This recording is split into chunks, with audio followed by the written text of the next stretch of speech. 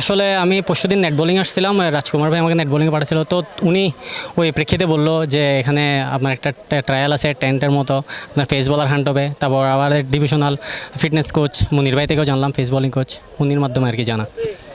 বিষয়টা আলহামদুলিল্লাহ অনেক ভালো লাগার মতো চিন্তা, তো সবারই থাকবে ভালো জায়গায় ভালো বোলিং করার। 135 ইনশাল্লাহ, আজকে 135 মাসে, এক বছর পর এখানে 140-এ দেখতে চাবো আর কি নিজেকে ইনশাল্লাহ। আমার আইডল অবশ্যই আগে থেকে তাসকিন ভাইকে আমার অনেক আগে থেকে ভালো লাগে।